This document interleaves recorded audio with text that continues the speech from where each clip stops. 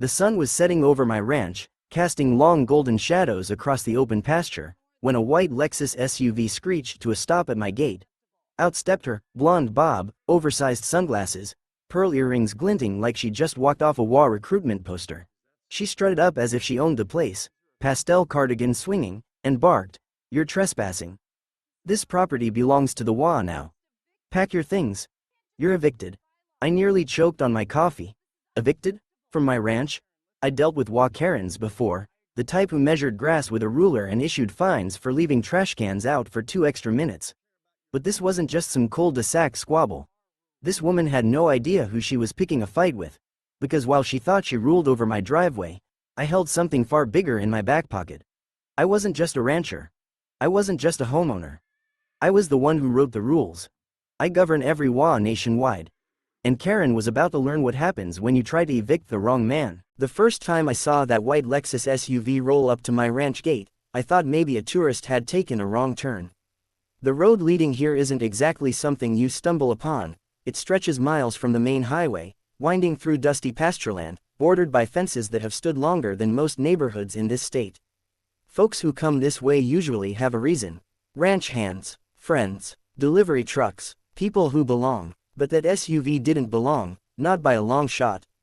It was polished to a showroom gleam, tires too clean to have touched gravel, the kind of car that looked like it spent its life parked in front of suburban cul-de-sacs rather than crunching down rural roads. When it finally came to a stop just outside the iron gate, a sharp silence fell over the pasture. My horses lifted their heads, ears flicking in the direction of the intruder, as if they too knew something was off. The driver's door swung open, and out she came.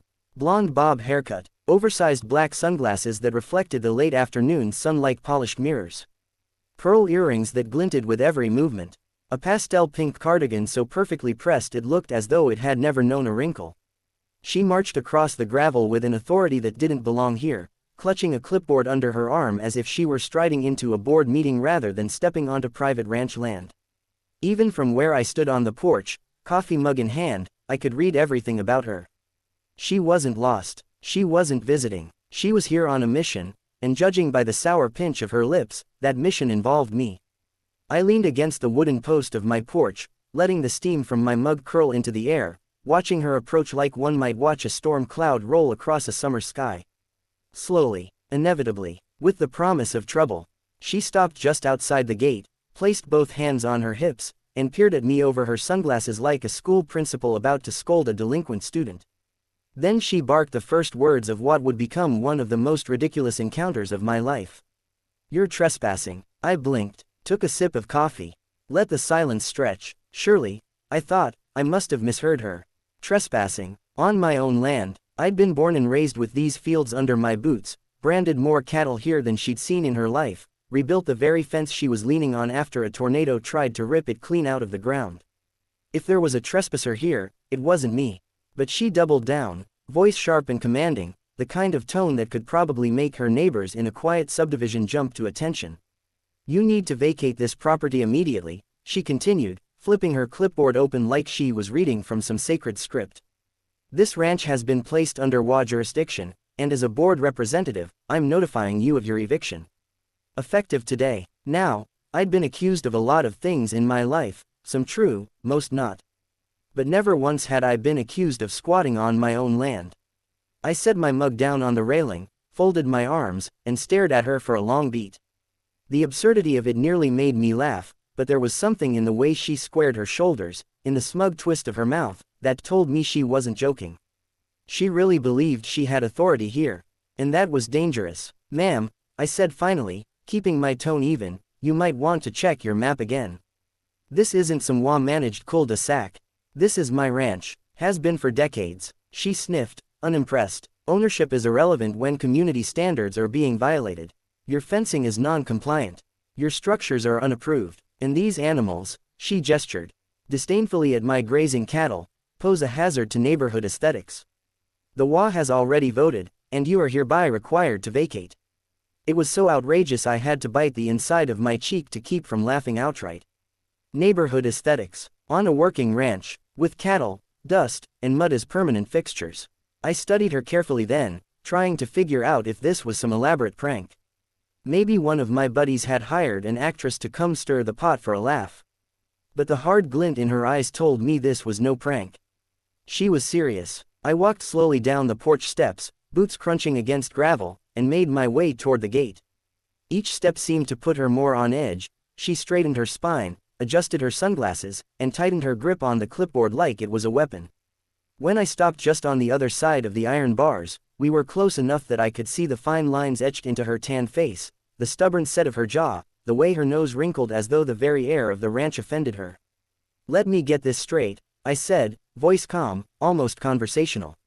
"You drove out here, to my ranch, on land that's been in my family for generations, to tell me that some HOA committee thinks I don't belong here." Her chin lifted. "Not think, decide. The committee has authority, and as of now, you're in violation. I'm being generous by coming here personally instead of sending law enforcement first." That last part made my eyebrow twitch.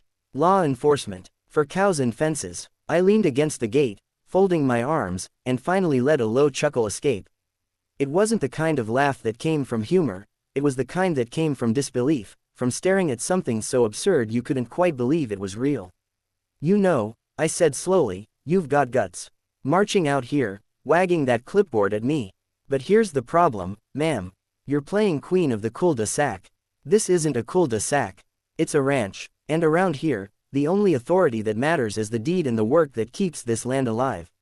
Neither of which has your name on it." Her lips pursed into a thin line. "That attitude is exactly why HOAs exist. To prevent chaos, to uphold order. Without us, people like you would let properties deteriorate, communities crumble. I won't stand by while you drag down the entire neighborhood with your livestock." I almost wanted to applaud her nerve. Standing in the shadow of my barn, with the smell of fresh hay in the air, horses flicking their tails behind her, she spoke as if the ranch was a blight rather than the very backbone of the land. But behind her words, I sensed something else, an arrogance that ran deeper than neighborhood rules. This wasn't just about bylaws or property lines. This was about control. She'd decided this land was hers to dictate, and no amount of logic was going to shake her from that delusion. I straightened, unlocking the gate but not opening it, letting the heavy clang echo as a warning. "Here's what's going to happen," I said evenly. "You're going to get back in your Lexus. You're going to drive back down that road. And you're going to forget you ever tried to pull this stunt. Because if you push me any further, you're going to find out real quick that you've bitten off more than you can chew." Her sunglasses slipped slightly down her nose, revealing eyes as sharp and cold as glass. For the first time, a flicker of doubt passed across her face. But it was gone as quickly as it came. She snapped her clipboard shut, squared her shoulders, and smiled a tight, triumphant smile. "You'll regret this," she said. "The HOA always wins." And with that, she turned on her heel, heels clicking against gravel, and climbed back into the Lexus. The engine purred to life, the vehicle reversing in a spray of dust before disappearing down the road.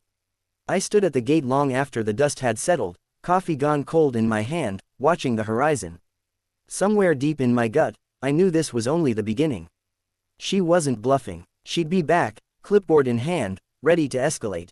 What she didn't know, what she couldn't know, was that the game she thought she was playing wasn't even on the right board. She thought she could drag me into her petty world of HOA politics, of fines and rules and empty threats. But the truth was, I wasn't just another rancher on the receiving end of her madness. I was the man who governed every HOA in the nation. And she had just declared war. By the next morning, the dust had settled but not the thought of her Lexus at my gate. I'd been up before dawn, as always, feeding the horses, checking the fences, and walking the pasture with a mug of strong coffee in hand. The rhythm of ranch life usually quieted my mind. Simple work, honest sweat, problems that could be solved with a good tool and steady hands. But Karen's words still echoed louder than a rattler in a feed shed. "You're trespassing. The HOA always wins." I had dealt with my share of busybodies before, neighbors who didn't like the smell of manure drifting over their property line, or city folk who thought cattle should graze without mud on their hooves. But what made this different was the certainty in her eyes. She hadn't been testing me, hadn't been bluffing for attention. She genuinely believed her HOA clipboard carried more weight than the land deed tucked safely in my safe. And people like that don't just walk away after one confrontation. No, they double down. Sure enough, by mid-morning, I saw that same white Lexus returning in a trail of dust. This time, She wasn't alone. Another SUV followed behind, a silver one with tinted windows and vanity plates that screamed money. They pulled up side by side just outside the gate, like a convoy preparing for battle. Out stepped Karen again. Same cardigan, same pearls, though her sunglasses had changed to an even bigger pair, the kind you see on celebrities dodging paparazzi. From the second SUV came a thinner man with slicked back hair, pressed khakis, and the kind of loafers you'd never wear near livestock. He carried a leather folio instead of a clipboard, and his expression suggested he'd rather be anywhere else but here. I leaned against the fence, arms folded, waiting. If yesterday she'd come as a scout, today she'd brought reinforcements. Karen wasted no time. Mister, she paused, pretending to glance at her clipboard though I knew she remembered my name, Rancher. As I informed you yesterday, you are in direct violation of multiple HOA codes. This is Mr. Denton, our legal counsel. He's here to assist in formalizing your eviction. The man, Denton, gave me a half-hearted nod, his eyes darting toward the pasture as though he was expecting a bull to charge him. He looked more nervous than aggressive, a hired pen rather than a fighter. I raised an eyebrow. Eviction? Huh, that's bold, considering this land's been in my family since before half your subdivisions were paved. Karen tilted her chin higher, lips curling. Ownership is irrelevant when property values are at stake. This ranch, she said the word as if it tasted bitter, is an eyesore and a liability. The committee has already issued unanimous approval. You must vacate, effective immediately. I studied her for a long moment, then let a grin spread slow across my face. I'd dealt with all sorts of opponents, land barons, developers, city inspectors, but HOA warriors like Karen always carried the same weapon, intimidation dressed up as authority. And intimidation doesn't work when your opponent doesn't scare. So let me get this straight, I said, taking a slow step toward the gate. You waltz out here, bring your lawyer friend, and think I'm going to roll over because a committee in a subdivision voted. That's cute. Denton cleared his throat, flipping open his folio. Sir, if you fail to comply, the board will pursue legal action. They are prepared to fine you daily until foreclosure proceedings can begin. Foreclosure. I barked a laugh that made the horses twitch their ears. On my ranch, son, do you even know who owns this land? He blinked, confused. Karen, however, smirked, mistaking my amusement for weakness. She thought she was winning. She stepped closer to the gate, her heels crunching gravel, voice lowering into what she probably thought was a menacing tone. You can laugh now, but soon enough you'll see. The HOA doesn't back down. We bring order where chaos reigns. And right now, your chaos is bringing down everyone's property value. I tilted my head, feigning curiosity. Everyone's? Who exactly is everyone? Her smirk faltered just slightly. The neighborhood, she said quickly. The community we are building here. Your rustic aesthetic doesn't fit. I let silence hang between us, just long enough for the absurdity of her words to sink into the hot morning air. Behind me, the wide open pasture stretched for miles, dotted with cattle and wildflowers. There wasn't another house in sight. The nearest subdivision was 15 miles down the highway. And yet here she was, claiming jurisdiction over land her HOA couldn't even see from their cul-de-sac. Finally, I spoke, my tone slow and measured, like I was explaining something to a stubborn child. Ma'am, this isn't a neighborhood. This is a ranch, and the only community out here is the one that grazes on 4 legs. Her nostrils flared, but before she could retort, Denton stepped in, shifting uncomfortably. Look, maybe we should just quiet, Denton, Karen snapped, silencing him with a wave of her hand. This man needs to learn respect for authority. She turned back to me, jabbing her clipboard through the bars of the gate as though she could poke holes in my resolve. You think you're above the rules, but no one is. You'll either comply, or we'll make you. I took a deep breath, letting the weight of her arrogance settle in. Then I leaned forward against the gate, my voice dropping low enough that even Denton had to lean in to catch it. Karen, I said softly, almost kindly. You've got no idea who you're talking to. You think your HOA has power. You think your little committee runs the show. Let me give you a piece of advice. Walk away while you can. For the first time, I saw a flicker of doubt in her eyes. Just a flicker, but it was there. She covered it quickly with another smug smile, but I'd caught it, and it told me what I needed to know. She wasn't invincible. She could be rattled. Still, she wasn't ready to give up. She pulled a folded paper from her clipboard and slapped it against the bars of the gate. This is your first official fine notice.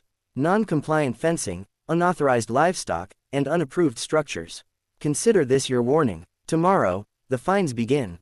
I took the paper without looking at it, folded it neatly, and tucked it into my back pocket. Then I smiled, slow and deliberate. Good, I said, keep them coming. She blinked, clearly not expecting that reaction. Excuse me, bring all the fines you want. Stack them up, file your paperwork, hold your meetings, write your threats. I'll be here, and when the time comes, you'll find out exactly how little authority you really have. For a moment, the air went still. Denton shifted nervously, clearly wishing he'd never accepted this job. Karen opened her mouth to fire back, but no words came. Instead, she turned on her heel, heels digging into gravel, and stalked back to her Lexus. Denton hurried after her, fumbling with his folio. The engines roared to life, and the two SUVs kicked up a storm of dust as they sped down the road, leaving me alone at the gate once more. I stood there, watching them disappear into the horizon, my hand resting on the iron bars. She thought she was the queen of driveways, the ruler of lawn heights and mailbox colors. She didn't realize she was playing checkers on a board I'd built for chess. Because the truth was simple. I wasn't just another stubborn rancher standing in her way. I wasn't just a man defending his land from a clipboard and a lawyer. I was the man who governed every HOA nationwide. And she'd just walked straight into my jurisdiction. By the time the third morning rolled around, I almost expected it. Ranch work kept me busy, hauling hay bales, repairing a section of fence that had given way, checking the irrigation lines, but somewhere in the back of my mind I knew it was only a matter of hours before she returned. People like Karen don't lose gracefully. They regroup, they plan, and they come back with a bigger stick, convinced the next swing will finally land. Sure enough, just before noon, I spotted the familiar gleam of that white Lexus creeping down the gravel road like a predator stalking prey. This time, though, she didn't come empty-handed. When she stepped out, pastel cardigan neatly buttoned despite the heat, she carried not only her trusty clipboard but also a bright yellow envelope, sealed with a crimson HOA emblem that looked far too official for its own good. She strutted toward my gate, heels clicking like a metronome of irritation. Her sunglasses reflected the wide-open land behind me, but I could feel her eyes drilling into my face. She didn't waste time with pleasantries. "You've been officially fined," she announced, thrusting the envelope through the bars of the gate as if she were handing down a royal decree. "Multiple violations. Each day you remain non-compliant will cost you. Consider this your first warning." I took the envelope slowly, turning it in my hands, weighing it like it might bite. It was the kind of paper you expect from a law office, heavy, stiff, designed to impress rather than inform. I opened it carefully and unfolded the letter inside. Sure enough, in bold print, the words leapt out, "Notice of HOA violations." I skimmed the list, each line more ridiculous than the last.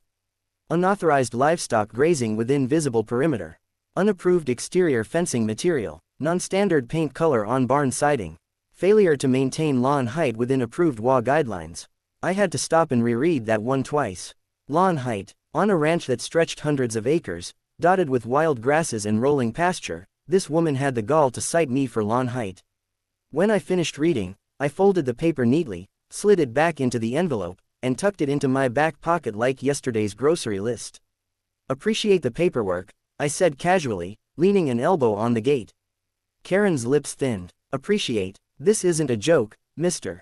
Rancher. These are formal violations. You have exactly 72 hours to comply before fines escalate. And if you continue to ignore them, foreclosure proceedings will be initiated." Her tone dripped with the confidence of someone who believed the law bent in her direction, someone who thought a printed letter and a red stamp carried the weight of a court order. But underneath it, I could hear something else. Desperation. The way her voice caught ever so slightly on the word, foreclosure, the way her jaw tightened. Like she needed me to flinch. This wasn't about justice or order. This was about control. "Tell me something," I said, resting both hands on the gate. "How many violations did you write up this week?" She blinked, thrown off by the question. "Excuse me, how many?" I pressed. 10, 20. "Do you drive around the cul-de-sac measuring grass with a ruler, counting mailboxes, checking trash can lids? You keep track of all that, or do you just save the paperwork for people you don't like?" Her cheeks flushed a faint pink under her makeup. For the first time, the cracks in her armor showed. She straightened quickly, trying to recover. It is my duty to uphold community standards. Without enforcement, property values decline, neighborhoods deteriorate, and chaos takes root. Chaos, I repeated, chuckling. You call cattle chaos, you call barns unapproved structures. Lady, this isn't chaos.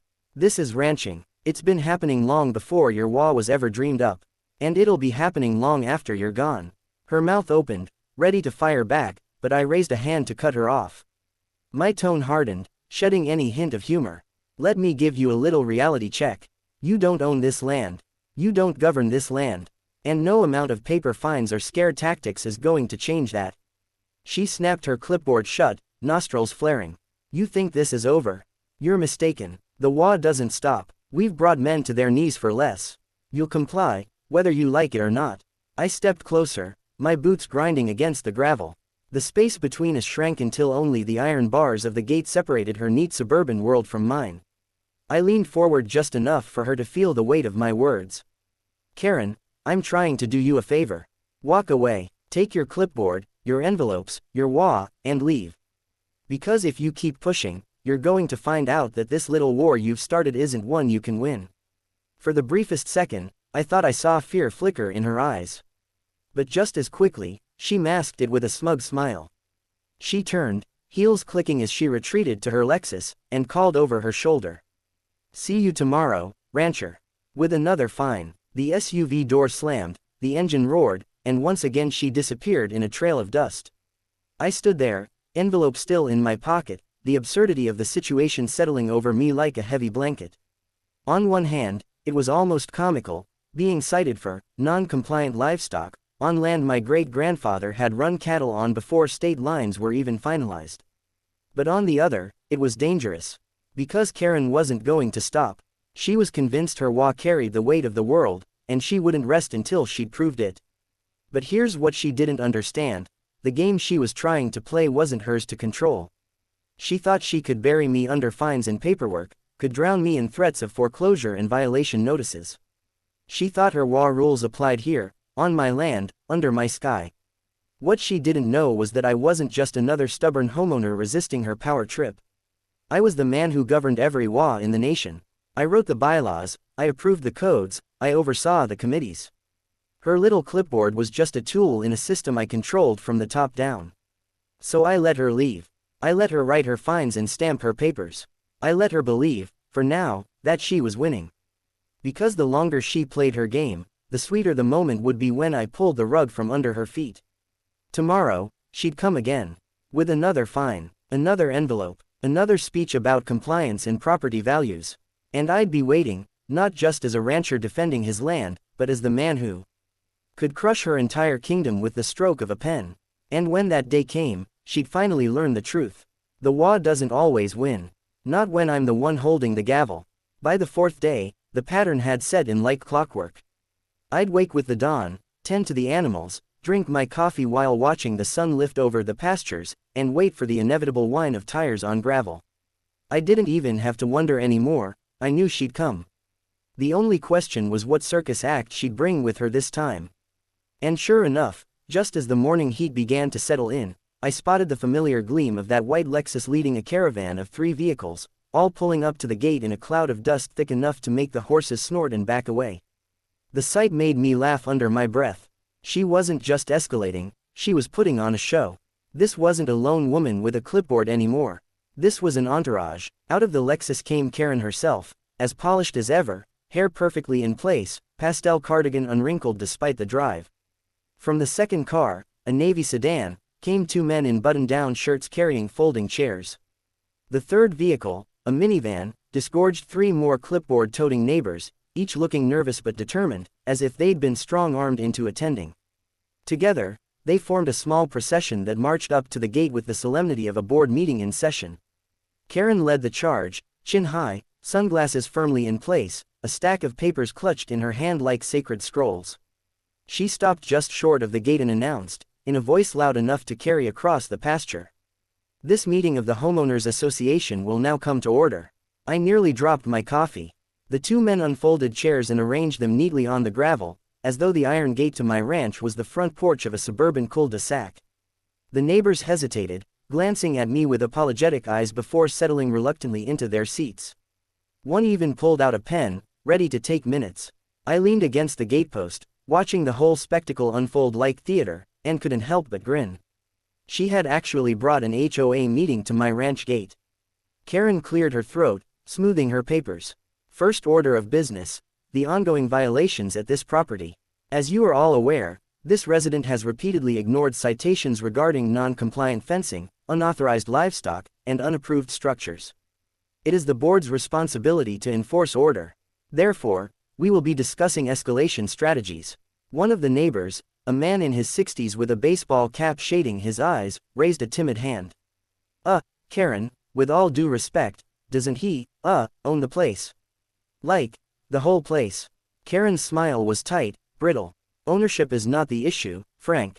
Compliance is. The law governs this entire area, and if he refuses to comply, he must be removed for the good of the community. I caught Frank's eye, and he quickly looked away, clearly regretting whatever life choices had led him to this gravel road circus. I stepped forward, resting my hands on the gate, my voice carrying easily. You really went all out, Karen. Folding chairs, a full committee, even an agenda, I bet. You planning on voting to repossess my barn next? Maybe ban the horses while you're at it? Her smile didn't falter. If anything, it sharpened. Don't be flippant, Mr. Rancher. These proceedings are entirely serious. You are in violation, and the board will determine the consequences. I let out a low chuckle, shaking my head. The board, you make it sound so official, like your Congress holding session. But let's be honest, this isn't governance. This is theater, and you're the only one enjoying the performance. That struck a nerve. Her jaw tightened, and her sunglasses tilted ever so slightly as she glared at me. Laugh all you want. The law always wins. We've foreclosed on properties worth 10 times yours. We've driven families out of neighborhoods because they refused to comply. You think you're untouchable, but you're not. You will bend, or you will break. Her little army nodded uncertainly, though none of them looked entirely convinced. I could see the doubt creeping in, the realization that maybe they'd signed up for more than they bargained for. So I decided to have some fun. All right, I said, gesturing toward their little cluster of folding chairs. If you're holding a meeting, then let's do it right. Let me hear the minutes from the last one. How many mailboxes were approved? How many lawns fined for being half an inch too tall? Did you resolve the critical issue of Mrs. Henderson's garden gnomes clashing with community standards? A couple of the neighbors chuckled under their breath, quickly silenced by Karen's sharp glare. But the damage was done. The absurdity of it all was impossible to ignore. Here we were, standing on the edge of a sprawling ranch where cattle grazed freely, where the air smelled of hay and dust, where the nearest subdivision was a half-hour drive away, and she was acting like this gravel road was the heart of suburbia. Karen slammed her clipboard shut. Enough. This resident is hostile and non-compliant. I motion that we proceed immediately to daily fines and pursue legal remedies for foreclosure. The neighbors shifted uncomfortably. One of them, a woman with kind eyes and a nervous smile, raised a hesitant hand. Karen, maybe we should slow down. He doesn't seem like the type to just give in. And, this isn't exactly a neighborhood. Karen's head snapped toward her, voice sharp as a whip. Do you want property values to collapse, Denise? Do you want chaos to reign? The woman shrank back in her chair, murmuring something too soft to hear. Karen turned back to me, victorious, as though the exchange had proven her point. I shook my head, grinning. You really don't get it, do you? You can bring all the chairs and clipboards you want. You can pass motions, write fines, threaten foreclosure until you're blue in the face. But none of it means a damn thing here. Her smile returned, smug and unshakable. We'll see about that. The board has spoken. And with that, she gathered her papers, signaled her entourage, and marched back to the Lexus. The chairs were folded up, the neighbors herded back into their cars like reluctant sheep, and soon the caravan was gone, leaving only tire tracks in the gravel and the faint echo of her words, the board has spoken. I stood there for a long while, staring at the empty road, the absurdity of the scene replaying in my head. HOA meeting, at my gate, on my ranch. It was laughable, yes, but it was also revealing. She was escalating fast, dragging more people into her crusade, tightening her grip with every step. She thought numbers made her strong, thought clipboards and folding chairs gave her legitimacy. But all I saw was desperation. Because Karen still didn't know the truth. She thought she was the queen of a cul-de-sac kingdom, dictating paint colors and mailbox heights. She thought her rules extended beyond her little neighborhood, that she could bring her suburban order to my open range. What she didn't know, what none of them knew, was that she was playing a game I'd already mastered. She was waving rules in my face, not realizing I was the one who'd written them. She was holding meetings on gravel roads, not realizing I was the one who governed every law nationwide. And soon enough, I'd show her exactly what that meant. The morning the reveal began like any other, sun streaking across the pasture, the horses nosing at the trough, the world moving with that slow, honest rhythm only the country knows. But there was an electric edge in the air that felt different, as if the land itself was bracing for something new. I'd been expecting her, by now it was routine. What I hadn't expected was how fast she'd escalated, or how many people she'd dragged into her little crusade. The white Lexus rolled up with the same arrogant gleam, and when Karen stepped out I could see she was angrier than before, her face flushed under the perfect blonde bob, oversized sunglasses sliding down her nose like cracked armor, pastel cardigan buttoned with military precision. She wore beige slacks this time, not the skirt from the first day, and her pearl earrings swung like tiny banners of entitlement. She strolled up to the gate like a mayor inspecting a town square, clipboard in hand, flanked by Denton and two other men who looked as if they'd been dragged there from unrelated professions, bankers or realtors who'd never wrestled a fence post into the ground. She wasted no time, thrusting yet another envelope full of fines through the bars with all the pomp of someone delivering a verdict. "This is your final compliance notice," she declared. "The board has voted to escalate. If you do not vacate by week's end, we will initiate foreclosure proceedings." Her voice had that polished, practiced sneer, one you hear from people who believe the system bends to their will. Denton clicked his pen, eyes flicking between me and the paper like a man watching a poker game and trying to read his opponent without revealing his own hand. I let her speak, letting the words fall like rain on dry ground. Then, when the cadence of her outrage had spent itself, I did something I almost never did in public. I smiled, slow, a smile that tasted faintly of amusement and something colder. "You really should stop throwing envelopes at me, Karen," I said, folding my hands over the iron gate and leaning forward so the morning sun carved shadows across my face. "They wrinkle. They don't scare me." Her lip curled. "Is that a threat?" she demanded, as if she'd never heard a rancher speak plainly. Not a threat," I answered. "A statement of fact." I reached into my pocket and, with deliberate slowness, pulled out a slim black portfolio. Denton's interest visibly piqued, the other men straightened as if they'd been prodded. I unlatched the portfolio and, without a shred of drama, laid it on the gate between us. The leather was worn, not the kind of shiny new thing you buy to impress, but something that had been carried through years, through airports and courtrooms and long nights at a desk. I opened it and retrieved a single card, heavy cardstock with embossed lettering, simple, official, and devastatingly plain. I slid it across the metal toward Karen as if I were passing a business card. She snatched it up with the same fierce protectiveness she reserved for her clipboard, eyes scanning the text like someone trying to detect a forgery. For a heartbeat the pastel cardigan shook with the tremor of discovery. The card read, "National HOA Governance Council, Chairman." Beneath that, my name and a number that, for most people, translated to nothing. For those in the little worlds of bylaws and covenants, it was the sound of an entire machine halting and bowing. The reaction was instantaneous. Denton's mouth opened, closed, reopened, the two men behind him exchanged looks that were suddenly anything but confident. Karen's sunglasses slipped further down her nose, revealing eyes that no longer burned with certainty. A flush of color drained from her face as the letters sank in. The word, "Chairman," hung in the air like a bell tolling. Somewhere in the distance, a hawk cried out and the sound felt, absurdly, like punctuation. You can't," she began, voice a brittle whisper that sought help from laws that suddenly seemed thin. "That's not possible. This is a local board." "Local," I repeated, letting the word sit between us like a judgment. "Sure, local boards are where the work happens. They spring from structures that someone has to design, interpret, and, yes, enforce when necessary. I don't just sit on a neighborhood bench and point fingers at mailboxes. I wrote the templates, Karen. I wrote the bylaws that bind HOAs, the model covenants 1,000 boards use to govern their communities. I approve committee charters, mediate disputes when they go beyond petty squabbles, And yes, I can suspend a board's authority if it acts outside its remit. I can revoke filings. I can command audits. And if someone is abusing the system, I can shut them down. She backed away as if struck. The pearl earrings trembled at her throat. For a brief flicker she seemed to consider the possibilities, then, as if remembering the playbook of the entitled, she tried to swing the narrative back into familiar territory. This is intimidation, she spat. You're threatening homeowners. We are a community, I said softly, and, because I wanted the words to find purchase in the minds of her little entourage, I added, is something you cultivate. Not something you coerce into conformity with a ruler and a stamp. There's a difference between stewardship and tyranny, and you're dangerously close to the latter.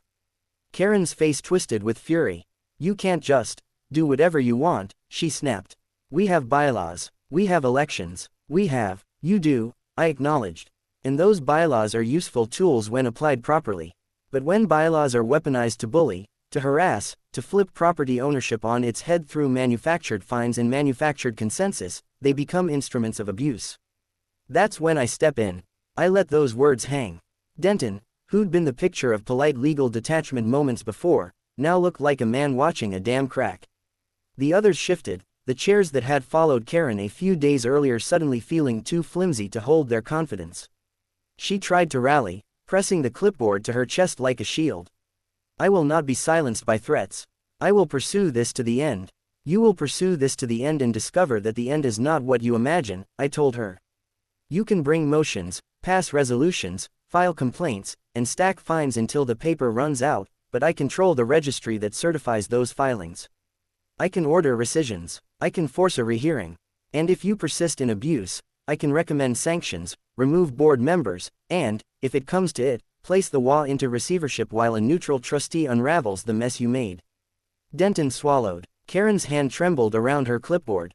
The men who had once stood with an air of self-righteous purpose suddenly seemed like reluctant extras in a play written by someone sharper than they were. For the first time, the smug certainty that had animated her steps sputtered into plain fear. You're bluffing, she said at last, that desperate, combative note people use when their options are thinning. You're bluffing and trying to bully me into backing down. I stepped closer across the gate, not aggressive but unyielding. Call anyone you like. Call your friends. Call the county. Call a lawyer who thinks he understands covenants. But know this, if you keep weaponizing petty rules against people with no recourse, you'll find those tactics meet with the full weight of the system. You're so willing to hide behind. And I don't do half measures. I don't do petty revenge. I administer balance. If you're looking for a fight, you'll have the opportunity to face it properly, but not on the terms you expected. Silence spread across the gravel in the pasture like a blanket. The men shuffled their feet. Denton's confident facade had broken into something raw and human. Karen's face, usually a mask of control, showed cracks that leaked anxiety and the realization that the game had just changed. She straightened, folding her arms like a child trying to appear brave. We will see about that, she said, voice small. She retreated to the Lexus, climbed in with a dramatic, showy slamming of the door, and the engine rumbled to life. For a hairbreadth of a second I thought she might drive off and leave it, walk away like a humiliated monarch. Then she reversed, the tires spinning, and sped down the road in a cloud of dust that felt less like escape and more like retreat. I watched her go until the dust swallowed her silhouette, then turned back to the pasture with the slow, deliberate calm of a man who'd just set a piece on the board. The horses flicked their tails. A cloud of blackbirds rose and danced. The morning sun climbed higher and seemed to approve. I slipped the chairman card back into the portfolio and closed it with a soft click that sounded, to me at least, like the closing of a case file. She'd had her rallying cry, she'd brought reinforcements, she'd issued fines and threatened foreclosure. Now she knew I governed more than lines on a map. She knew a higher hand could reach down and correct the abuse she'd launched. She'd wake up tonight and retool, redraw her plans, call allies, and plot some new escalation because that was how people like her operated, never accepting defeat gracefully. But for the first time she'd understand the scale of the man she'd picked a fight with. And that knowledge would change her. It wouldn't be the last move in our game, but it would be the moment when her confidence began to erode. I headed back toward the barn, feeling the familiar ache in my shoulders from a morning's work, but lighter somehow. The battlefield had shifted in subtle, irreversible ways. The rules she cherished so dearly had been written by my hand, and I intended to use them not to crush, but to correct. By the following morning, it was obvious Karen hadn't learned a thing. The sun rose over the pastures with its usual golden certainty, but the air carried a different tension, one that clung to the ranch like the smell of hay after a summer rain.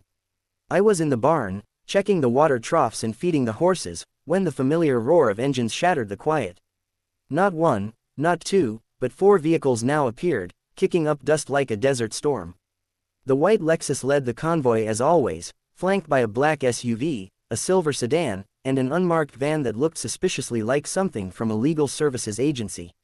Karen emerged first, her pastel cardigan now paired with a sharply tailored blazer, sunglasses perched on the tip of her nose in a way that made her look simultaneously imperious and desperate. She strode toward the gate like a general inspecting her troops, clipboard clutched to her chest, and Denton flanked her with that same nervous energy. Behind them were 3 of her HOA allies, each armed with notepads, pens, and the grim determination of people convinced they were enforcing justice. "This is unacceptable," she barked before she even reached the gate. "You continue to defy official notices. We are escalating our actions. Daily fines will continue, legal action is imminent, and I will see this matter pursued to its absolute conclusion." I rested my forearms on the gate, coffee mug in hand, and let her words wash over me.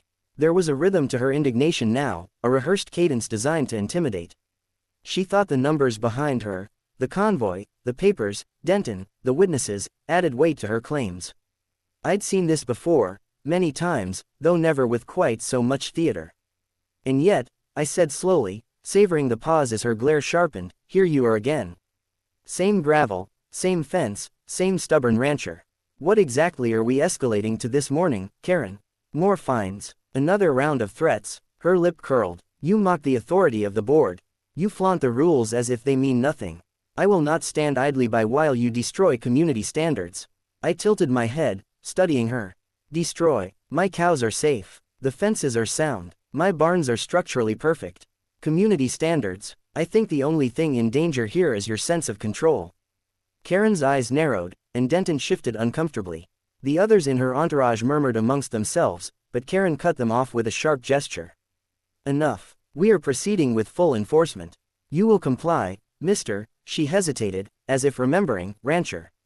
You will comply." I stepped closer, leaning across the gate so that the sun caught the edges of my face, casting shadows that made the moment heavier than the words alone. "Karen, let me be very clear. You've escalated before. You've brought reinforcements, threatened legal action, issued daily fines, and tried to turn my front gate into your boardroom. But none of it matters." Her eyes flicked down at the gate, then back to me, as if sensing the weight behind my words. "None of it matters," she repeated, disbelief sharpening her tone. "None of it," I confirmed. "Because the truth of the matter is this: I am not just another rancher in your path. I govern every HOA you've ever served on, Karen. I write the bylaws, approve the committees, and have the authority to revoke board powers at a moment's notice. You think your paper fines and your angry little meetings intimidate me? They amuse me. They tell me that you are desperate and overreaching." For a moment, the only sound was the wind in the open pasture and the low murmurs of horses in the barn. Denton's jaw had dropped, and the others looked as though the ground might open up beneath their feet. Karen's lips pressed into a thin line, her face a mask of fury trying to conceal something else, doubt. You can't just. This isn't fair," she hissed, jabbing her clipboard toward me as if it could pierce reality. "The HOA has rules, processes, elections, communities, and yet," I said, letting the words hang like a shadow across the gravel, "all of those rules, processes, and elections fall under my governance. You're enforcing bylaws written under my watch. You're operating committees certified by my office. You're chasing fines that I could rescind before this week is out. And you still think you can intimidate me?" Her face twitched, the blush of frustration creeping over her cheeks. She turned, muttering to Denton, then back at me. "You'll regret this. I will not stop. I will not." "Karen," I interrupted, calm but firm, "look at what you've done. You've brought 4 vehicles, 5 witnesses, 3 lawyers, and an entire theater production to my front gate. You've issued fines, threatened foreclosure, and rallied an entire team behind you. You've escalated because you think power is in numbers, intimidation, and theatrics. What you fail to understand is that power is in authority and discretion. And I hold both. Every single board you've ever answered to. I oversee them. Every committee vote, I approve it, Every fine issued, I can nullify it, and when someone abuses the system, I remove them entirely. That's power. Karen's mouth opened, closed, opened again, searching for a response that didn't exist. Denton swallowed audibly, muttering something about paperwork and legal recourse. Her team shifted uneasily, no longer certain who they were here to support.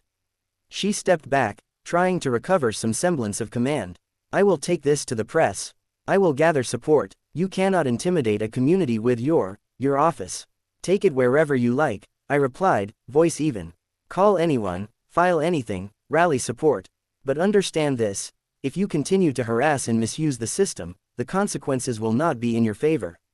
I can place your HOA under review, suspend your authority, and appoint a neutral trustee to correct the abuses. Your fines, null. Your complaints, overturned. Your little army here, disbanded. Her face lost the last vestige of color, the full realization of what I was capable of sinking in. For the first time, she looked like a small figure on a wide stage, the enormity of the world outside her suburban bubble pressing down on her shoulders. She straightened quickly, trying to mask the fear with her familiar veneer of arrogance. We'll see about that, she shouted, though the words lacked conviction. She gestured for Denton and the others to follow her, marching back to the vehicles like a retreating general. The engines roared to life, tires spinning against gravel, raising dust clouds that trailed down the road and slowly disappeared into the distance. I stayed at the gate long after they had gone, letting the quiet wash over me. The horses grazed, the sun climbed higher, and the ranch settled back into its natural rhythm. I sipped my coffee slowly, savoring the sense of calm that follows a storm. Karen would regroup. She always did. She would plot her next move, try to gather allies, call in favors, and dream up ways to undermine me. But now she knew the true scale of the authority she had challenged. And that knowledge would guide her actions, even if she refused to admit it. She had taken the first step into my world, and she had seen that the rules were not hers to bend. They were mine, every committee, every vote, every bylaw, under my watch. And anyone foolish enough to misuse that power would find themselves at the mercy of the very system they sought to exploit. I stepped away from the gate and walked toward the barn, the morning work calling me back to reality. The paper fines, the emails, the meetings, none of it mattered anymore. I had sent a clear message. Karen had seen it, felt it, and understood it in a way that would change every interaction we would ever have. She had doubled down, escalated, rallied reinforcements, and it had all been for nothing. Tomorrow, she would return. She always did, but this time, she would come knowing she was not in control. That knowledge would be her undoing, and mine would be simply to wait. Wait for the right moment. Wait for the right move. Wait for the perfect opportunity to reclaim the boardroom from her theatrics and restore order. Because while she believed in intimidation, spectacle, and numbers, I believed in authority. And authority, when properly exercised, always prevails. The next morning arrived with an almost comical sense of inevitability. Karen had discovered a new form of warfare, paperwork. By sunrise, the mailbox was overflowing with thick envelopes, each stamped with the HOA logo in red ink that almost glowed in the early light. I stepped outside to check the mail, and the stack nearly toppled over my arm, a mountain of fines, notices, citations, and vaguely threatening letters, each more absurd than the last. Non-compliant fencing, excessive barn height, unauthorized pasture modifications, excessively rustic aesthetic. I held up one of the letters, squinting at the language so rigidly formal it might have been written in Latin if not for the glaring HOA emblem. Somehow, Karen had managed to convince an entire office of clerks to spend the better part of a week generating fines for me, a man whose property stretched over hundreds of acres and had been in his family for generations. I couldn't help but chuckle. She was truly dedicated to the cause. Dedication, however, does not equal power, especially not when the person you're trying to intimidate happens to hold ultimate authority. I opened a few of the letters with deliberate slowness, letting the words fall over me like falling leaves. Denton had clearly gotten creative, tacking on phrases like, noncompliance may result in accelerated proceedings, and, the board strongly recommends immediate corrective action. Some even included vague threats of lawsuits, complete with flowcharts and references to HOA codes no one outside a bureaucracy could decipher. By the time I finished sorting through them, I had 3 neat piles, amusing, ridiculous, and potentially useful. The last category consisted of the few letters where she had accidentally cited a legitimate HOA regulation that, technically, she had authority to enforce, if she'd bothered to follow proper procedures. I set those aside, knowing that one small oversight could become leverage if played correctly. Around noon, the familiar roar of engines announced her arrival. Not one, not two, but a convoy this time, the white Lexus leading, followed by a black SUV, a silver sedan, and a battered pickup that looked like it had been drafted for heavy hauling. Out stepped Karen, clipboard once again in hand, her blazer perfectly pressed, her expression that peculiar mix of rage and determination that had become her trademark. Behind her, Denton and 3 other board members looked tense, carrying more envelopes, clipboards, and laptops, equipment she apparently believed would intimidate me into compliance. "Good morning," I called, stepping out of the barn with a stack of letters in my hand. "I see the mail arrived early today. You've outdone yourself. 4 vehicles, 3 lawyers, a small army of paperwork, impressive." Karen's eyes narrowed. "Do not mock the authority of the board," she snapped, pointing a finger toward me. "We are here to ensure compliance. Your continued defiance will no longer be tolerated. Daily fines will increase exponentially, and legal action will commence immediately." I let the words hang in the air for a moment before responding.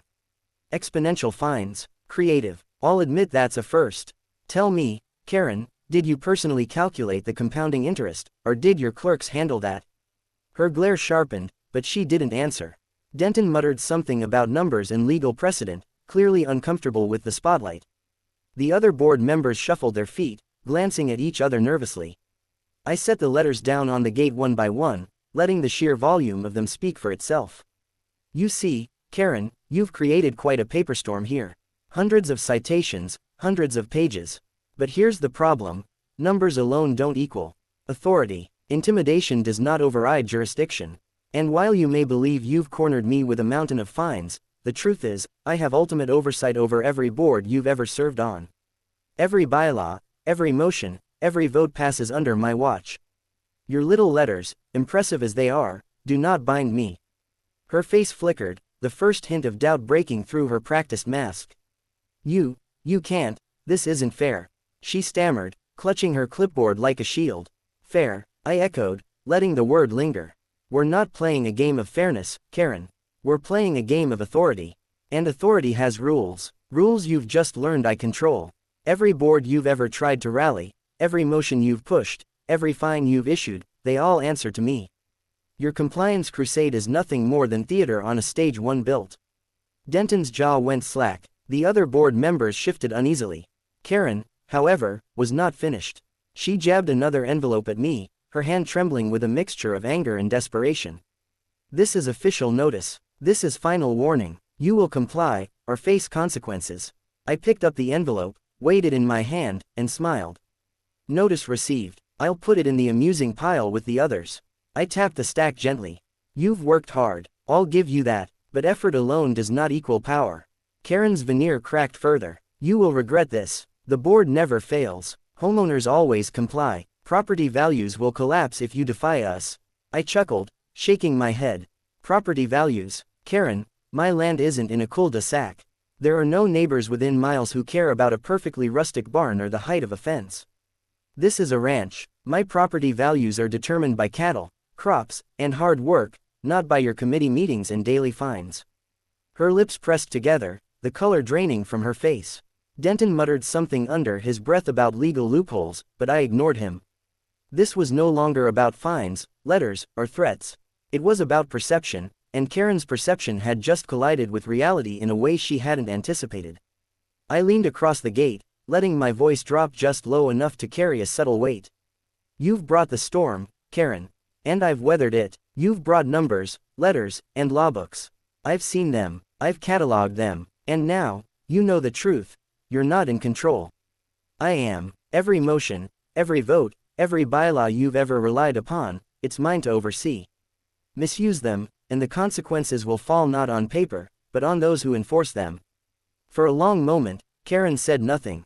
Her eyes darted between the papers in my hands, the gate that separated us, and the endless stretch of pasture behind me. Her carefully constructed authority, built on confidence, intimidation, and procedure, had collided with a reality she could neither manipulate nor ignore. Finally, she turned on her heel, signaling the others to follow. Engines roared, tires ground gravel, and the convoy pulled away in a dust cloud that lingered in the morning sun. I stood at the gate, watching them disappear into the horizon, feeling the quiet settle back over the ranch. The horses grazed peacefully, the wind whispered through the grass, and the sense of calm that comes after a storm returned. I gathered the letters from the gate, stacking them neatly inside the barn. Each one was a record of her escalation, a tangible reminder of her overreach. I didn't destroy them, not yet. They were useful, evidence of her obsession, her desperation, and her fundamental misunderstanding of the balance of power. Tomorrow, she would return. She always did. She would arrive with more letters, more fines, more reinforcements, because that's what Karen did, escalate relentlessly, believing that persistence equaled authority. But this time, she would come knowing that persistence alone does not win wars. Knowledge had shifted the battlefield, and the scales were no longer in her favor. I stepped back from the barn, letting the morning sun warm my face, and sipped my coffee slowly. The paper storm was real, the absurdity undeniable, but the power dynamic had changed. Karen had learned, if only briefly, that authority was not something she could summon with a signature and a stamp. Authority was held by those who understood it, governed it, and enforced it wisely. And I, sitting comfortably on my perch of oversight, held it all. The letters, the fines, the legal threats, they were now just part of a game I intended to win on my own terms. Karen had played her hand. She thought she was in control. Tomorrow, she would learn just how thoroughly she had misjudged the man standing behind the gate. And when she did, the next phase of the battle would begin. The morning dawned crisp and clear, a deceptive calm that belied the storm of activity I had planned for Karen's next arrival. While she thought her army of paperwork and reinforced convoy intimidated me, she had yet to encounter the full measure of strategy I could bring to bear. This wasn't about brute force or threats. This was about precision, using the tools she trusted against her, turning her escalation into an opportunity. I brewed my coffee and surveyed the ranch from the barn porch, the wide open pastures stretching endlessly before me. Everything looked peaceful. Grazing horses, the low hum of irrigation pumps, and the soft rustle of the wind through the tall grasses. But beneath that calm, plans were already in motion. By mid-morning, the familiar hum of engines announced her approach. 4 vehicles again, engines rumbling like a chorus of intent. The white Lexus led, as always, and Karen emerged first, clipboard in hand, sunglasses perched perfectly, hair flawless. Denton and the others followed, clutching laptops, envelopes, and the air of people who had spent too long believing that process alone equaled power. She stopped at the gate, eyes blazing, ready to deliver another speech about fines, rules, and compliance. I greeted her casually. "Morning, Karen. Looks like another busy day for you. I see you've brought reinforcements again." Her lips thinned. "We are here to enforce compliance. The board will not tolerate your continued defiance. Daily fines will increase, and legal action." I raised a hand, cutting her off. "Let's pause there for a moment." I gestured toward the stack of letters from the previous day, now neatly arranged on the gate. "I've cataloged every single notice, every citation, every fine. I've logged the dates, the alleged violations, and the procedures supposedly followed. And I noticed a few patterns." Denton's eyes flicked nervously toward me. Karen's glare intensified, but curiosity, or perhaps uncertainty, crept into her expression. "Pattern," she repeated, suspicious. "What are you implying?" "I'm implying that your enforcement has been sloppy," I said, leaning on the gate and letting the words sink in slowly. "Many of these fines reference regulations that were either misapplied or procedurally incomplete. Others cite deadlines that had already passed, or notify actions that weren't even within your board's jurisdiction. In short, your escalation isn't just aggressive, it's flawed." Karen's hand trembled around her clipboard. "Flawed? You can't. This is official." The board, I interrupted, smiling faintly, is only as legitimate as the authority behind it. And while you believe you've cornered me with piles of paper, the truth is that each violation you've issued can be challenged, overturned, or nullified. And that is exactly what I intend to demonstrate." Her eyes narrowed, a mix of disbelief and panic flashing behind her sunglasses. Denton muttered something under his breath, glancing at the papers in his hands. The other board members shifted uncomfortably. The balance of power was already beginning to tilt. I reached into my portfolio and pulled out a small tablet, tapping a few commands before turning it toward the gate so they could see the screen. Charts, timestamps, and highlighted procedural violations filled the display. "See here," I said, pointing. This letter, dated yesterday, cites an alleged violation under Article 12, Section 4. According to your board's records, that article was amended last year. You referenced the old version. Therefore, the notice is invalid. Karen's jaw tightened. That can't be right. It is right, I confirmed. And there are others. Notices issued out of sequence, procedural steps skipped, approvals missing. I've documented each one. In other words, your escalation has given me the tools to neutralize your actions without ever leaving this property. Her face paled slightly. Denton's notebook slipped from his hands, and the other board members exchanged panicked glances. The narrative she had constructed, her authority, her ability to intimidate, her control over compliance, was collapsing in real time. You can't just, she began, faltering. Yes, I can, I said, stepping closer across the gate. Every misapplied fine, every procedural misstep, every overreach you've attempted is recorded, logged, and actionable. Your compliance crusade has become evidence against itself. And I intend to use it. Carefully, deliberately, with full adherence to the law and governance standards you supposedly represent. Karen's hands clenched around her clipboard. She opened her mouth to speak, but no words came. Her entourage looked shell-shocked, realizing that the carefully constructed theater of intimidation had suddenly turned into a liability. I continued, calm but precise. Let me be clear. This isn't about revenge. This isn't about humiliation. It's about accountability. You've weaponized a system designed to ensure fairness and community standards for personal vendettas. That stops today. Denton finally cleared his throat. Mr. Chairman, he said, voice wavering. What are the legal ramifications here? I smiled, a subtle edge in my tone. Denton, the ramifications are simple. If a board acts outside its authority, fails to follow procedures, or harasses a property owner without cause, the governing council has the power to suspend board authority, nullify fines, and appoint neutral oversight to correct the mismanagement. And that, my friends, is exactly what I'm prepared to do if these issues continue. Karen's expression flickered between anger and disbelief. You can't, she hissed. I already can, I said softly, watching the shift in her posture. She had believed herself untouchable, that her escalation could intimidate me. Now she understood that her actions had exposed vulnerabilities, not mine. Her credibility was slipping in front of her team, and her own words were evidence in the very system she tried to wield. She flinched, then straightened, trying to regain some composure. This isn't over. The board answers to me, I interrupted. Every vote, every motion, every decision. You've brought chaos under the guise of compliance. I'm here to restore order. And from this point forward, any further violations issued in bad faith will not just be overturned, they will trigger formal investigations into board conduct. Her convoy shifted nervously, realizing the stakes had changed. Karen's veneer of authority was cracking, her reliance on spectacle and intimidation undone by a calm, methodical counterattack. The balance had shifted decisively. I stepped back from the gate, letting my words settle over the gravel like a quiet judgment. You came prepared with paperwork, reinforcements, and threats, I said. I came prepared with knowledge, authority, and patience.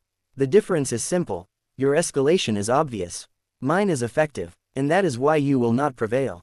Karen's lips pressed into a thin line. She opened her mouth to speak, then closed it again. Denton muttered something about rescheduling meetings, but I ignored it. She had enough to process already. The convoy started to retreat, engines growling, tires grinding gravel, leaving clouds of dust in the air. I watched them disappear down the road, then turned back to the pasture, the horses grazing peacefully as if nothing had happened. The paper storm would continue. Of course, Karen was nothing if not persistent. But now the storm worked for me. Every letter, every citation, every overreach she generated became ammunition I could use to reinforce authority, demonstrate procedural correctness, and, if necessary, remove her power entirely. I gathered the letters from the gate and began cataloging them, not just for amusement but for strategy. Each one was a window into her obsession, each misstep a lever I could pull. By the time the sun climbed high into the sky, I had organized the paperwork into actionable files, creating a clear roadmap for the next steps. Karen had escalated, and I had turned that escalation into an advantage. Tomorrow, she would return again. She always did, but this time, she would do so knowing that her every move could be countered, her every overreach neutralized. She would begin to hesitate, question herself, and perhaps doubt the infallibility of her crusade. And hesitation, even for someone as relentless as Karen, is enough to tip the scales. Because while she believed power lay in numbers, fines, and threats, I knew it lay in authority, foresight, and patience. And the game had just entered a new phase, one where every misstep she made would only strengthen my position, and every attempt to intimidate would backfire spectacularly. As I stepped back from the barn, the sun warming my face and the wind rustling through the pastures, I felt the familiar calm that follows a decisive turn in strategy. Karen had escalated, I had countered, and now, the next stage of the battle, subtle, methodical, and inescapably effective, was underway. The board had its final warning. The ranch had its quiet. And I had the advantage, fully in control, ready for the day when Karen's persistence would collide with the authority she had underestimated. By midweek, it was clear Karen had entered full-blown panic mode. The white Lexus rolled up yet again, tires crunching gravel with a sense of urgency that spoke more of desperation than authority. Denton's nervous shifting in the passenger seat had become almost comical, the once confident menagerie of her entourage now resembling a troupe of actors in a play whose script had suddenly been rewritten. Karen herself emerged from the vehicle like a storm cloud, blazer crisp, pastel cardigan under it, pearls catching the sunlight like tiny alarms. Her clipboard was more than a prop now, it was a talisman, clutched with the intensity of someone who had lost control over the one thing they thought they could manipulate. I was leaning on the gate, sipping coffee, watching her approach with the calm patience that only comes from knowing you hold all the cards. The horses shifted uneasily behind me, sensing the tension in the air. Karen, by contrast, seemed oblivious to the subtle power dynamics at play. She believed sheer volume and persistence could overwhelm me. She did not yet understand that escalation had already become her greatest vulnerability. "Good morning, Karen," I called, voice deliberately light, letting her anxiety build in the pause. "I see you've brought reinforcements again. A full convoy and another stack of papers, I presume." Her lip curled. "This is not a game. Compliance will be enforced. Daily fines are increasing exponentially, and legal proceedings." I held up a hand, cutting her off. Yes, I read yesterday's letters. Quite creative. I especially liked the one threatening foreclosure on the barn's water trough. Ingenious. Really, it gave me a good laugh." Denton winced audibly. Karen's glare sharpened, her fingers tightening around the clipboard as if she could physically push her authority through the air. This is harassment. You mock the board. Harassment," I said, smiling faintly. "No, Karen, I'm simply cataloging the escalation you've orchestrated. And that catalog, interestingly enough, demonstrates exactly why your actions are invalid and why your authority has become null." Her eyes narrowed, scanning the gate and the stack of letters neatly arranged there. She had begun to realize, however belatedly, that I wasn't simply dismissing her attempts. I had transformed them into leverage. "Invalid," she spat. "How?" I pulled a tablet from my portfolio, tapping it to bring up a digital display. Charts, timelines, and procedural discrepancies filled the screen. "Here, see. Notice issued March 5 cites a regulation amended February 28. Notice issued March 7 skipped the required committee review. Notice issued March 9 was served 2 days late. Each citation you've issued is now, technically, an administrative misstep. And because I oversee every board you've ever served on, I can, and will, act." Denton's notebook slipped to the gravel. The other board members exchanged anxious glances. Karen's sunglasses tilted downward, revealing eyes widening in disbelief. Her carefully constructed facade of control was cracking. You can't just," she stammered, voice trembling for the first time.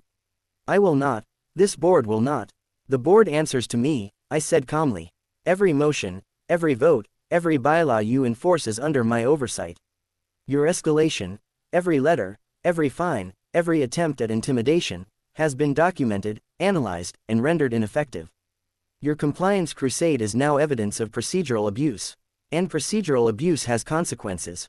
Karen's shoulders tensed. She tried to gather composure, gripping her clipboard like a lifeline. "Consequences? You're bluffing. You can't. This isn't."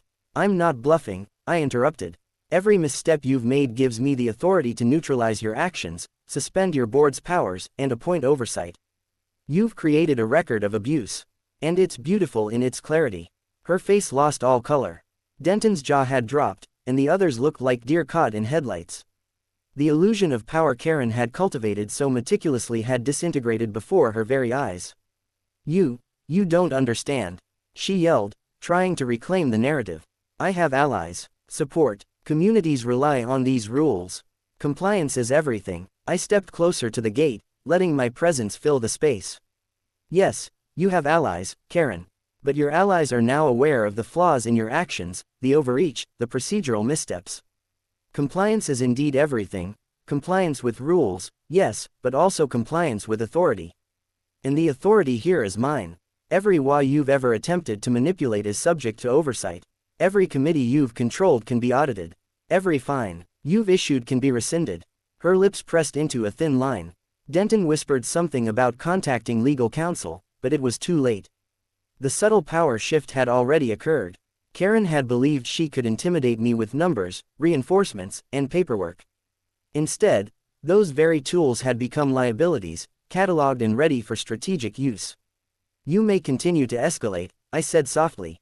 "You may issue fines, send letters, and rally reinforcements. But each action you take now strengthens my position and further exposes the flaws in your authority. You see, escalation without understanding is predictable. And predictable actions are easy to counteract." Karen's shoulders sagged ever so slightly, a flicker of realization crossing her face. She had underestimated not just me, but the system she thought she controlled. She had played all her cards, and every one had revealed a weakness she could not recover from. You'll regret this," she hissed finally, voice low, brittle, almost pleading. "You can't." "I already know what I can do," I said, stepping back and gesturing toward the pastures. The horses nickered softly, the wind rustled through the tall grasses, and the gravel beneath the convoy's tires reflected the calm inevitability of the message. "Your overreach is now part of the official record. Every misstep, every procedural error, every aggressive action you've taken has been logged. And each can be used to restore balance, enforce accountability, and, if necessary, neutralize your power." The convoy hesitated, engines idling, tires gripping the gravel as if they sensed the shift. Karen's hand trembled on the clipboard. Denton muttered something about rescheduling meetings. The other board members exchanged worried glances. "You may leave now," I said, voice calm but unmistakably firm. "Or stay and continue this farce. Either way, the outcome remains the same. Your authority is compromised, your actions documented, and my oversight unchallenged." Karen's face twisted with frustration and disbelief. She turned sharply, signaling her convoy to depart. Engines roared, tires spun against the gravel, and a cloud of dust trailed down the road, leaving only silence behind. I stepped away from the gate, letting the quiet settle over the ranch like a blanket. The paper storm she had brought, the escalation she had initiated, and the intimidation she had relied upon, all had backfired. Each misstep she made strengthened my position, each attempt at dominance revealed vulnerabilities, and each letter became evidence of procedural abuse. Tomorrow, she would return. She always did, but this time, she would arrive knowing she was not in control. She would hesitate, reconsider, and perhaps even doubt her ability to manipulate the system. Hesitation, even for someone as relentless as Karen, is enough to tip the scales. Because while she believed power lay in numbers, fines, and threats, I understood that true power lay in authority, strategy, and patience. And as the sun climbed high over the pastures, I felt the calm certainty of someone who held all the cards, ready to turn every future action she took into a step closer to her own undoing. The ranch was quiet again, the horses grazing peacefully, the wind rustling the grass, and the sense of control settling back over me like the last piece of a puzzle. Karen had escalated, I had countered, and now, the stage was set for the next phase, a phase where every action she took would strengthen my position, and every attempt to intimidate would backfire spectacularly. Authority had been reasserted, balance had been restored, and Karen, no matter how persistent, had no choice but to play on my terms. The morning air felt unusually tense, carrying the scent of freshly turned soil and distant rain. The ranch was quiet, almost deceptively so, as if nature itself knew something was about to happen. I had spent the early hours reviewing the cataloged fines, procedural errors, and missteps Karen had made over the past week. Each one was a piece of evidence, each one a potential lever, and each one a reminder that the battle was no longer about intimidation, it was about strategy. By mid-morning, the familiar hum of engines rolled down the gravel driveway. Karen had arrived again, and this time, her convoy looked even more desperate. The white Lexus led as always, followed by a black SUV, a silver sedan, and two unmarked vans that smelled faintly of bureaucracy and legal overreach. Denton and the other board members flanked her, carrying clipboards, laptops, and enough paperwork to fill a small office. Karen emerged first, her blazer sharper than ever, her pastel cardigan now partially hidden but still clinging to her like armor. The pearl earrings caught the sun like tiny warning lights. She strode toward the gate, clipboard raised like a battle standard. "We are escalating enforcement immediately," she shouted, her voice quivering with a mix of rage and fear. "Daily fines will double. Legal proceedings are underway. You will comply or face the full consequences of the board." I leaned casually on the gate, sipping coffee, the morning sun casting long shadows across the gravel.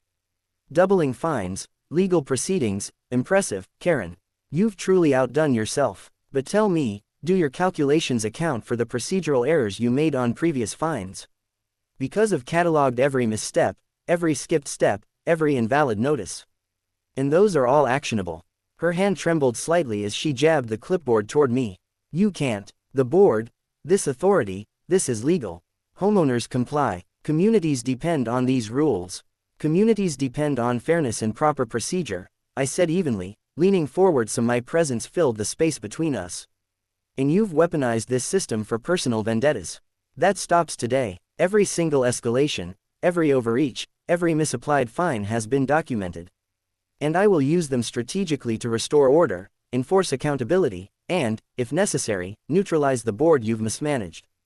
Denton swallowed audibly. The other board members glanced nervously at one another, their collective confidence eroding. Karen's face, usually a mask of control, betrayed a flicker of doubt. You don't understand. We have procedures, bylaws, elections. Compliance is non-negotiable," she hissed. I shook my head slowly. "No, Karen, compliance is not non-negotiable. Proper compliance is, and you've failed spectacularly in following proper procedure. Each overreach strengthens my authority. Each misstep is now a lever I can pull. And I intend to pull them, one by one." Her eyes widened, and I could see the panic beginning to take hold. She had believed that sheer persistence and volume could intimidate me, but now she realized that her own escalation had become the instrument of her undoing. You'll regret this." She spat, but her voice lacked conviction. Denton whispered something under his breath, clearly overwhelmed by the unfolding scenario. The other board members shuffled uneasily, their posture betraying uncertainty. I tapped the tablet I had brought from the barn, bringing up charts, timelines, and annotated procedural errors. "See here," I said, pointing at a highlighted section. "Notice issued March 12 cites an outdated amendment. Notice issued March 14 skipped committee review. Notice issued March 16 was served late. Each action you've taken is now subject to review and reversal. And because I oversee every board you've ever served on, I can act decisively to correct these errors." Karen's hands trembled on her clipboard. You can't. I will not. You can't stop me," I said calmly. "Because this isn't about threats. This is about authority, oversight, and proper procedure. Your attempts to intimidate me have provided clarity, evidence, and leverage. And every further step you take will continue to backfire." Her convoy hesitated, engines idling, tires gripping the gravel as if sensing the shift in power. Karen's composure wavered. Denton muttered something about rescheduling meetings, but the truth was clear. Karen's escalation had reached its tipping point. "You may leave," I said, voice steady but firm. "Or stay and continue this spectacle. Either way, the outcome is the same. Your authority is compromised, your actions documented, and my oversight unchallenged." Her face twisted with frustration and disbelief. She signaled the convoy to retreat, tires spinning gravel, engines roaring, leaving a cloud of dust in the air. The horses grazed peacefully behind me, the sun climbing higher as if affirming the order restored. I stepped away from the gate, letting the quiet settle over the ranch. Karen's overreach had backfired spectacularly. Each misstep she made strengthened my position, and each attempt at intimidation had become evidence of procedural abuse. Her desperation had become my advantage. By late afternoon, I had organized all the collected letters, fines, and citations into actionable files. Each one was a weapon of strategy, a piece of leverage I could deploy when the moment was right. Karen had escalated relentlessly, but she had done so without understanding the rules fully. And now, those rules were in my hands. Tomorrow, She would return, of course. She always did, but this time, she would do so knowing that her every move could be countered, her every overreach neutralized, and her credibility increasingly in doubt. Hesitation, even for someone as relentless as Karen, is enough to tip the scales. Because while she believed power lay in numbers, fines, and threats, I knew true power lay in authority, foresight, and patience. And as the sun set over the pasture, I felt the quiet satisfaction of someone who had turned escalation into opportunity, chaos into leverage, and panic into control. Karen had come to intimidate. She had tried to overwhelm. She had escalated her actions, thinking volume equaled victory. And yet, she had unknowingly created the perfect conditions for her own undoing. The ranch was calm again. The horses grazed peacefully. The wind whispered through the grass, and the quiet carried a sense of inevitability. Authority had been reasserted, balance had been restored, and Karen, no matter how persistent, would have to play on my terms. Tomorrow, the next phase would begin, a phase where I would leverage her missteps, tighten control over the board, and demonstrate just how futile her escalation truly was. And when that phase began, there would be no ambiguity, no theatrics, no missteps. Only order, authority, and the quiet satisfaction of a battle won through strategy rather than spectacle. The stage was set, Karen had escalated, I had countered, and now, the game was entering its final, decisive act. The ranch felt electric that morning, as if the open pastures themselves were aware that the final showdown had arrived. I had spent the early hours reviewing every misstep Karen had made, every procedural error, every overreaching fine, and every ill-timed escalation. Each one was now a tool, a lever of authority I could pull when the time was right. Today would not be about threats, paperwork, or reinforcements, it would be about proving, once and for all, who truly controlled the narrative. By mid-morning, the familiar hum of engines announced Karen's approach. This time, she had gone all in. The white Lexus led a convoy that now included 6 vehicles, 2 black SUVs, a silver sedan, a battered pickup, and 2 nondescript vans clearly intended for legal support. Denton, looking more anxious than ever, flanked her with a stack of clipboards. The other board members shuffled behind, carrying laptops, folders, and enough paper to choke an entire office. Karen herself emerged from the Lexus like a general desperate for victory, blazer pressed, pastel cardigan showing at the collar, pearl earrings glinting in the sun. Her sunglasses reflected the gravel and pastures, a false armor for the storm brewing inside her. She strode to the gate, clipboard raised. I am here to enforce compliance. Fines will continue. Legal action is underway. You will comply, or face consequences. Her voice was loud, trembling with rage, but tinged with a subtle desperation. The theatrics that once intimidated me now only confirmed how little control she truly had. I leaned casually on the gate, coffee in hand, letting the morning sun cast shadows across the gravel. Morning, Karen. I see you've brought reinforcements again. Quite an impressive convoy, really. But tell me, did you bring any actual compliance this time, or is it just more paperwork and theatrics? Her hand tightened on the clipboard. You will comply. The board has authority. Communities demand compliance. Homeowners follow rules. Communities follow rules. Yes, I replied, letting the words hang like a calm verdict. But proper procedure is everything. And your procedure, your escalation, has been sloppy, overreaching, and, most importantly, documented. Every misapplied fine, every procedural error, every skipped committee vote, it's all cataloged.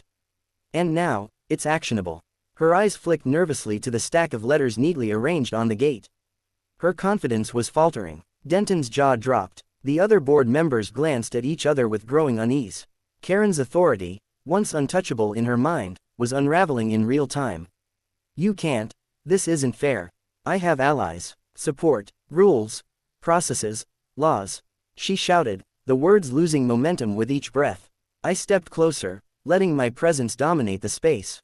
Karen, I am not arguing fairness. I am arguing authority, oversight, and consequence. You've weaponized a system for personal vendettas, believing escalation equals power. And now, that escalation is your undoing. Every letter you've issued, every fine you've demanded, every threat you've made is documented, analyzed, and ready to be used strategically. And I intend to use them all. Her hands shook on the clipboard. Denton muttered about lawyers and emergency meetings, but it was too late. The subtle power shift had already occurred. Karen had believed intimidation and volume were sufficient. She had not realized that each move she made became leverage for her opponent. You'll regret this," she hissed. Her face was pale, her composure crumbling. "I already know what I can do," I said calmly. "Each misstep you've made strengthens my authority, each overreach provides me with leverage, and each attempt at intimidation is evidence against your credibility. You may escalate, but it will only make your position weaker." Karen's convoy hesitated, engines idled, tires gripped the gravel as if sensing the imbalance.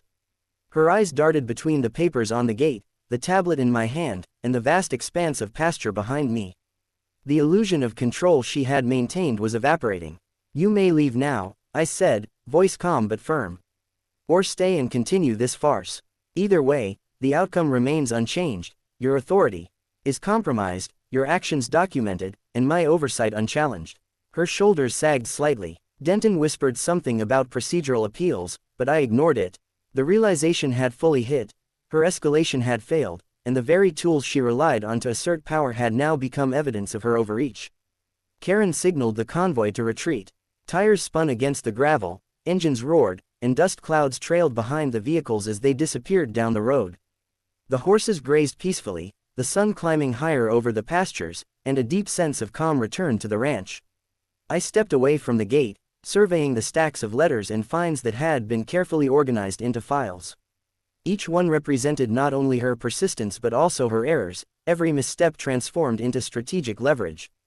Karen's desperation had been her undoing, and each attempt to regain control now only strengthened my hand. By afternoon, I had begun systematically cataloging every procedural error, every misapplied fine, and every overreach.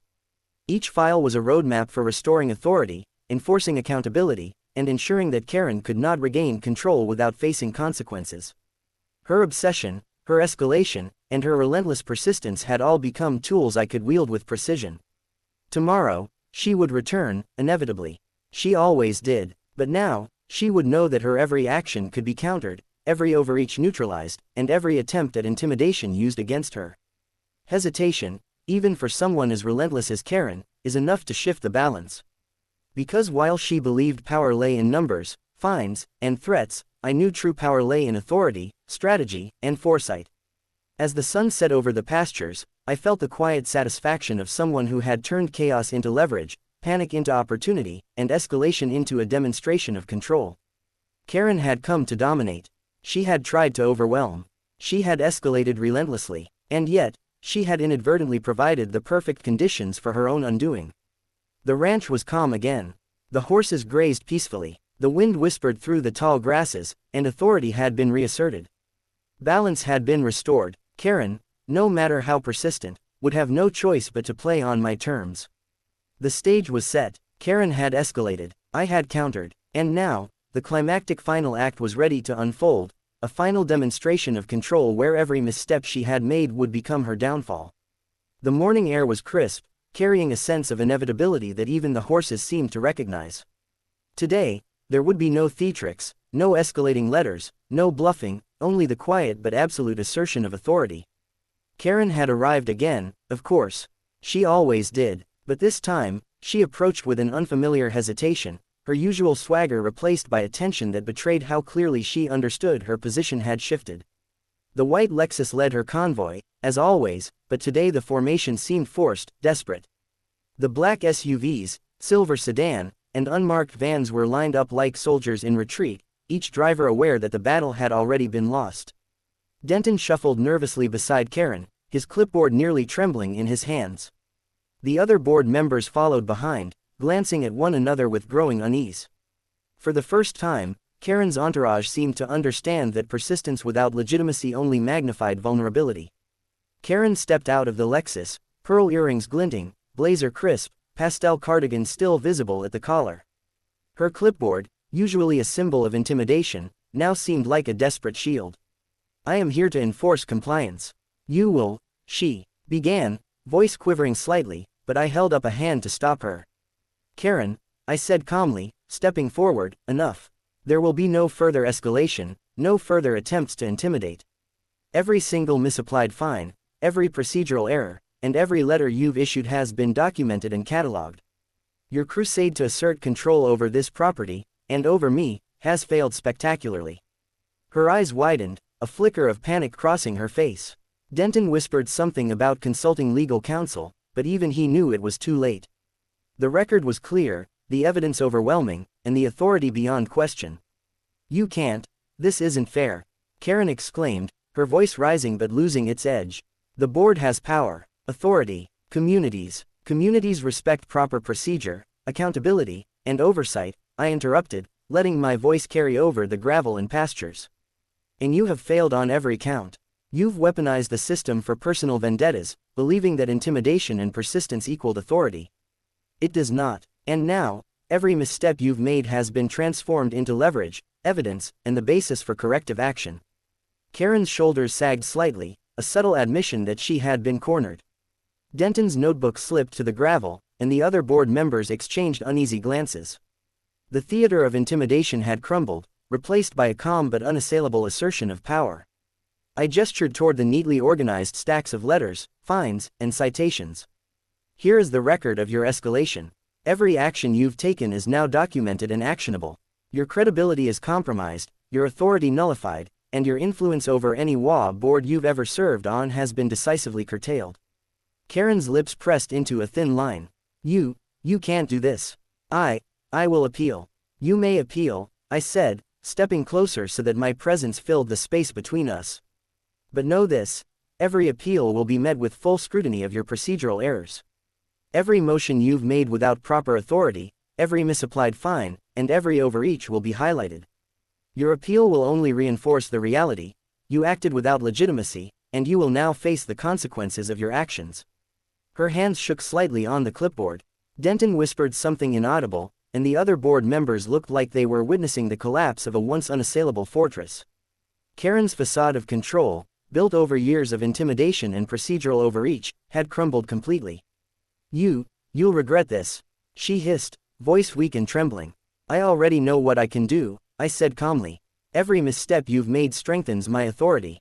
Every overreach provides leverage. Every attempt at intimidation becomes evidence of procedural abuse. You may escalate no more, your persistence has become your undoing." Karen's convoy began to retreat, tires crunching gravel, engines growling, leaving clouds of dust behind them. The horses grazed peacefully, the wind rustling through the tall grasses, and the sun climbed higher, bathing the ranch in a sense of quiet inevitability. I stepped back from the gate, surveying the stacks of letters and fines. Each one represented her escalation, her obsession, and her errors, all now tools I could wield with precision. Karen's desperation had become my advantage, and her overreach had laid the groundwork for her complete neutralization. By mid-afternoon, I had begun formally cataloging every procedural violation, every misapplied fine, and every overreach into official files that would ensure accountability and prevent any future attempts at intimidation. Karen had escalated, but she had done so without understanding the system fully. Each misstep was now evidence of her lack of authority, and each overreach was a lever I could pull at will. Tomorrow, she might return again, inevitably. But now she would approach with the full awareness that her every action could be countered, neutralized, and documented. Hesitation, even for someone as relentless as Karen, is enough to tip the scales permanently. Because while she believed power lay in numbers, fines, and threats, true power lies in authority, foresight, and strategic patience. As the sun dipped toward the horizon, I felt the quiet satisfaction of someone who had transformed escalation into leverage, panic into opportunity, and overreach into proof of control. Karen had arrived to intimidate. She had attempted to overwhelm. She had escalated relentlessly, believing persistence could equal authority. And yet, she had unknowingly provided the perfect conditions for her own undoing. The ranch was quiet once more. The horses grazed peacefully, the wind whispered through the grasses, and authority had been reasserted. Balance had been restored. Karen, no matter how persistent, had no choice but to acknowledge the limits of her power in the unassailable reach of mine. The stage was set. Karen had escalated, she had fought, she had stumbled. I had countered, documented, and asserted authority. And now, the final act had concluded, a decisive demonstration that persistence without legitimacy is ultimately powerless against strategy, authority, and foresight. The letters, the fines, the convoy, the threats, they were all relics of a battle that had already been won. Karen's influence was dismantled, her power nullified, and her credibility permanently compromised. And as the sun set over the pastures, I stood at the gate, surveying the calm expanse of the ranch, confident that authority, patience, and strategic insight had triumphed where intimidation and escalation had failed. No more letters, no more threats, no more escalation, only quiet authority and the satisfaction of victory. Karen's reign of overreach had ended. The ranch was mine, the oversight unquestioned, and the balance restored. And for the first time in weeks, the ranch, and I, breathed freely, unchallenged, and absolutely in control.